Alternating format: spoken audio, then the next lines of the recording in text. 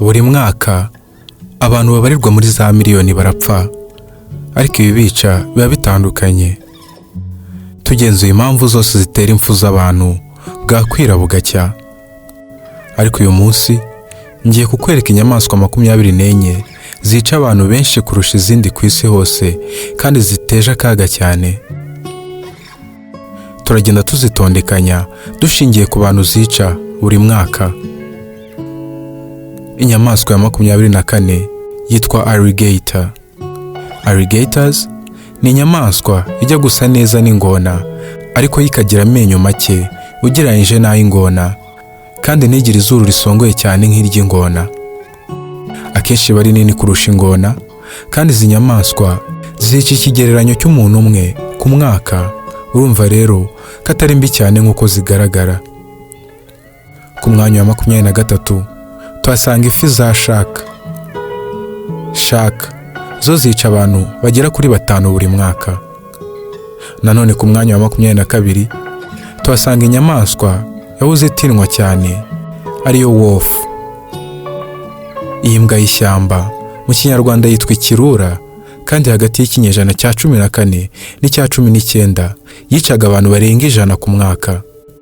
Ariko ubu ibirura byica abantu batarenze 10 gusa buri mwaka. Byagutangaza kumenya ko inyamaswa iri ku mwanya wa 21 mu kwica abantu benshi buri mwaka ari inyamaswa itaryana. Ifarashi yica abagera kuri 20 buri mwaka. Ubwo rero nujya kuyicaraho ujye uyitondera cyane, kuko ishobora kukugusha bikakuviramo no gupfa. Nanone ingwe ni inyamaswa ya 20 mu kwica abantu benshi, kuko ihitana abagera kuri 30 buri mwaka. Ku mwanya wa 19 tuhasanga agasimba kadapima n'amagarama, ariko kakica abantu barenga 32 buri mwaka. Urutozi ruteje akaga cyane, kuko hari inozi zigira ubumara bukaze cyane, nk'izitwa fire ants. Iyo zikurumye zigusigamo uburozi bwakuviramo no kwasiga ubuzima. Nanone ku mwanya wa 18 tuhasanga ifi yitwa jellyfish, yica abagera kuri 40 buri mwaka. Nubwo iyi fi igaragara nk'aho nta kitwaye, iruma abarenga 2,000 buri mwaka, gusa bake muri bo nibo bahasiga ubuzima.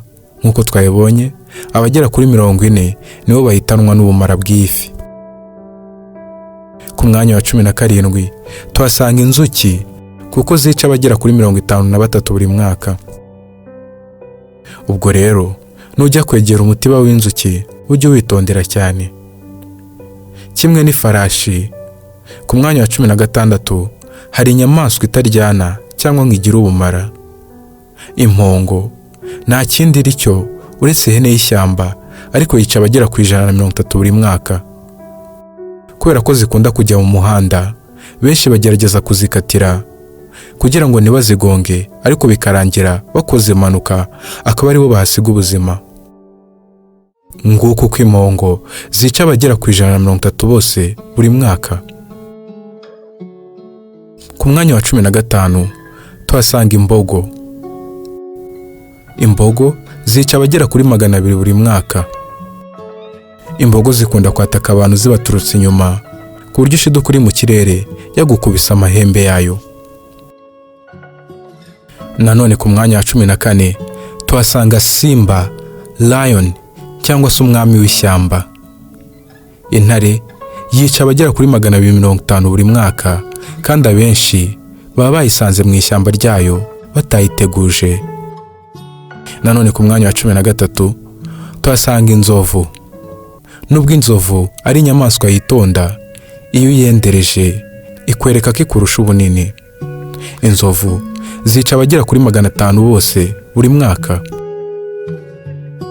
Indi nyamaswa nini nayo ziyikurikiye, kuko nayo yica abagera kuri 500 buri mwaka, ni imvubu. Nubwo akenshi iba yiryamiye kandi ushobora kugira ngo irasinziriye, ariko iyo wegereye imvubu ikwereka aho ibera mbi. Abenshi bagerageza kuyegera bazi ngo irasinziriye, ariko yica abagera kuri 500 bose buri mwaka. Ku mwanya wa 11 tuhasanga ingona. ikaba yica abagera ku 1000 buri mwaka.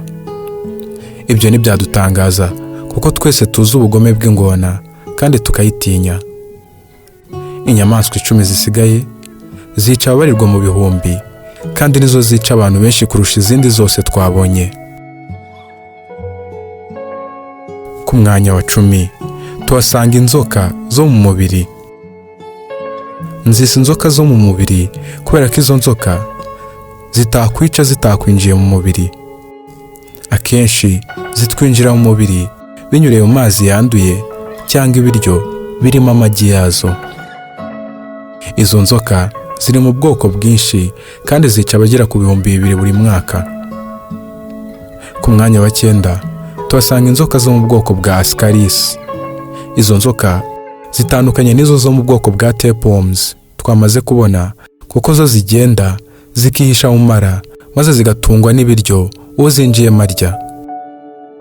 Iyo zimaze gukura uzirwaye ananirwa kurya kubera ko zifunga amara. Izo nzoka zica abarenga 2500 buri mwaka kandi abantu benshi bazigendana mu nda zabo. Nanone Scorpio ni agasimba gato ariko kagira ubumara bukaze cyane, kica abarenga 3250 buri mwaka. Ibyo bikakagira inyamaswa ya 8 yica abantu benshi ku isi. Ku mwanya wa 7 tuhasanga ibinyamujonjorerwa byitwa freshwater snails. Bigira ibara ry'umukara kandi bikagira ubumara buhambaye cyane. Ibyo binyamujonjorerwa byica abantu bagera ku 10,000 buri mwaka kandi bitera indwara nyinshi cyane. Nanone ku mwanya wa 6 tuhasanga ibiheri byitwa assassin bugs. Ibyo biheri bigira amazirantoki abamo ubumara bubi cyane butuma habaho kwangirika k'ubwonko hamwe n'umutima. Ibyo biheri byica abagera ku 10,000 buri mwaka. Abo bantu bakaba bangana n'abicwa n'isazi yatsetse iri ku mwanya wa 5. Iyi sazi itera abantu indwara yo gusinzira cyane iyo barumye bikaba byabaviramo no kuremba. Nayo yica abagera ku 10,000 buri mwaka. Ku mwanya wa 4 tuhabona inshuti magara y'abantu iyo bakunze uhereye kera cyane. Imbwa zica abagera ku 25,000 buri mwaka, akenshi bitewe n'uko mu menyo yazo zigira ubumara butera ibisazi no kwangirika k'ubwonko. Uzirinde kurumwa n'imbwa kugira ngo utazisanga nk'uyu mubare w'abantu 25,000 bicwa n'imbwa buri mwaka. Gusa nanone imbwa ibanzirizwa n'umwanzi wa mbere w'abantu kuva isi yaremwa. Inzoka zica abagera ku 50,000 buri mwaka kandi nizo nyamaswa ya 3 mu kwica abantu benshi ku isi. Ku mwanya wa 2 nta nyamaswa ihari kuko umuntu ariho yahisemo kujya. Abantu barenga 500,000 bicwa n'abandi bantu buri mwaka. Ubwo rero haracyakenewe kongera uwo mubare kugira ngo abantu begukane umwanya wa mbere mu kwica abandi bantu benshi ku isi, kubera ko ku mwanya wa mbere tuhasanga agasimba gato cyane kadapima n'amagarama ariko kagahitana benshi cyane. Umubu wica abarenga miliyoni buri mwaka.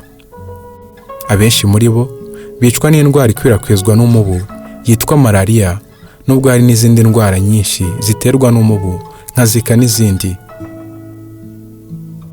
Nahangaha dusoreje icyegeranyo cyacu cyavuga ku nyamaswa zica abantu benshi ku isi.